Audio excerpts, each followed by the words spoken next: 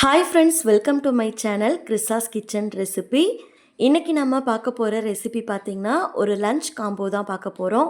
பிரியாணி சுவையில் தேங்காய் பால் சாதமும் கூடவே சைட் டிஷ்க்கு முட்டை தொக்கும் தான் செய்ய போகிறோம். இந்த ரெசிபி வீட்டில் இருக்க எல்லாருக்கும் ரொம்ப பிடிக்கும். இப்போ வாங்க ரெசிபி எப்படி பண்ணுறதுன்னு பார்க்கலாம். ஃபஸ்ட்டு இந்த ரெசிபி பண்ணுறதுக்கு பவுலில் 1 கப் அளவுக்கு அரிசி எடுத்துக்கோங்க. நான் இன்றைக்கி சாப்பாடு அரிசி தான் எடுத்திருக்கேன். வீட்டில் இருக்க ஏதாவது கப்பு இல்லைனா டம்ளர் எதில் வேணாலும் நீங்கள் அளவாக எடுத்துக்கலாம். 1 கப் அளவுக்கு எடுத்துக்கோங்க. இப்போ இந்த அரிசியை ஒரு 2-3 டைம் நல்லா கழுவிட்டு தண்ணி ஊற்றி அரிசியை அரை மணி நேரம் போல் ஊற வச்சுக்கோங்க. அடுத்து தேங்காய் பால் சாதம் பண்ணுறதுக்கு குக்கரை சூடுபடுத்திக்கோங்க. அதில் 2 டேபிள் ஸ்பூன் எண்ணெய் கூடவே 2 டேபிள் ஸ்பூன் நெய் சேர்த்துக்கோங்க. நெய் நல்லா உருகி வந்ததுக்கப்புறமா இதில் பிரியாணிக்கு சேர்க்குற ஸ்பைசஸ்லாம் சேர்த்துக்கலாம். 2 பிரியாணி இலை, 2 இன்ச் பட்டை, 2 அன்னாசி பூ, 2 ஏலக்காய், கூடவே 4 கிராம்பு, 1 கைப்பிடி முந்திரி சேர்த்துக்கோங்க. இப்போது இதையெல்லாம் சேர்த்ததுக்கப்புறமா இந்த நெய்லியே நல்லா வறுத்துக்கோங்க. இது நல்லா வறுப்பட்டதுக்கப்புறமா ஒரு பெரிய வெங்காயத்தை நீல வாக்கில் கட் பண்ணிவிட்டு சேர்த்துக்கோங்க. இப்போ இந்த வெங்காயத்தை நல்லா வதக்கிக்கோங்க. ரொம்ப வதங்கிடக்கூடாது. கண்ணாடி பதம் வர அளவுக்கு வெங்காயத்தை நல்லா வதக்கிக்கோங்க. இந்த அளவுக்கு வெங்காயம் வதங்கி வந்ததுக்கப்புறமா இதில் காரத்துக்கு 2 பச்சை மிளகாய் சேர்த்துக்கோங்க. கூடவே 1 கைப்பிடி புதினா, கொஞ்சமாக மல்லி இலை சேர்த்துக்கோங்க. அடுத்து ஒரு தக்காளி சேர்த்துக்கோங்க. இதெல்லாம் சேர்த்ததுக்கப்புறமா இதை நல்லா வதக்கி விட்டுக்கோங்க. தக்காளி வதங்குறதுக்காக இதில் கொஞ்சமாக உப்பு சேர்த்துட்டு வதக்கி விட்டுக்கலாம். தக்காளி பார்த்திங்கன்னா குலைவாக வதங்கி வரணும்னு அவசியம் இல்லை. ஓரளவு சுருண்டு வர அளவுக்கு வதக்கி எடுத்துக்கோங்க. இந்த அளவுக்கு தக்காளி வதங்கி வந்ததுக்கப்புறமா இதில் 1 டேபிள் ஸ்பூன் இஞ்சி பூண்டு விழுது ஃப்ரெஷ்ஷாக அரைச்சிட்டு சேர்த்துக்கோங்க. இஞ்சி பூண்டு விழுது ஃப்ரெஷ்ஷாக அரைச்சி சேர்க்கும் போது நமக்கு நல்ல வாசனையாக இருக்கும். இப்போது இதோட ராஸ்மல் போகிற அளவுக்கு நல்லா வதக்கி விட்டுக்கோங்க.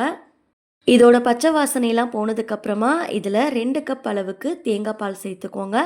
நீங்கள் 2 கப்பு தேங்காய் பாலுக்கு பதிலாக 1 கப் தேங்காய் பால் 1 கப் தண்ணி கூட சேர்த்துக்கலாம். கூடவே இதுக்கு தேவையான அளவுக்கு உப்பு சேர்த்துட்டு இதை நல்லா கலந்து விட்டுக்கோங்க. இதை கலந்ததுக்கப்புறமா லேசாக கொதிக்க வச்சுக்கோங்க.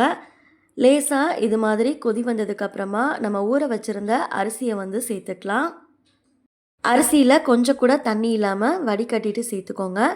அரிசியை சேர்த்ததுக்கப்புறமா இதை நல்லா கலந்து விட்டுட்டு குக்கரை போட்டு மூடிட்டு ஹை ஃப்ளேமில் 2 விசில் விட்டு எடுத்துக்கோங்க.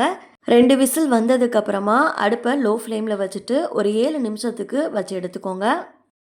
ப்ரெஷர்லாம் தானாக ரிலீஸ் ஆனதுக்கப்புறமா நம்ம குக்கர் ஓப்பன் பண்ணிக்கலாம். நம்ம சாப்பாடு அரிசி எடுத்துருக்கிறதால ரைஸ் வேகிறதுக்கு லேட் ஆகும். ஒருவேளை நீங்கள் குக்கர் ஓப்பன் பண்ணதுக்கப்புறமா ரைஸ் வேகாமல் இருந்ததுன்னா மறுபடியும் லோ ஃப்ளேமில் ஒரு 5 நிமிஷத்துக்கு வச்சு எடுத்துக்கோங்க. கரெக்டாக இருக்கும். அரிசியை நல்லா ஊற வச்சு எடுத்துக்கோங்க. அப்போ தான் சீக்கிரம் அரிசி வேகும்.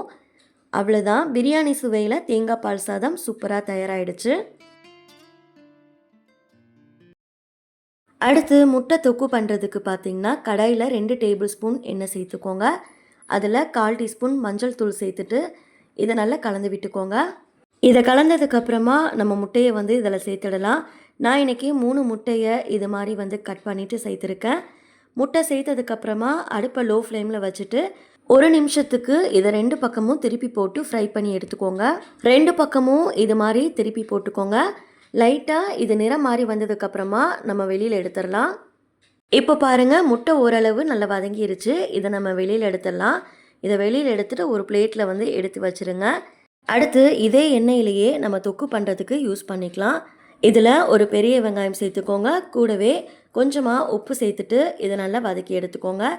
வெங்காயம் பார்த்திங்கன்னா நல்லா வதங்கணும். அதோட கலர்லாம் மாறி வர அளவுக்கு அடுப்பை லோ ஃப்ளேமில் வச்சுட்டு வதக்கி எடுத்துக்கோங்க. இந்த அளவுக்கு வெங்காயம் வதங்கி வந்ததுக்கப்புறமா இதில் மசாலா சேர்த்துக்கலாம். 1 டீஸ்பூன் மிளகாய்த்தூள், கூடவே அரை டீஸ்பூன் மல்லித்தூள், அரை டீஸ்பூன் கரம் மசாலா சேர்த்துக்கோங்க.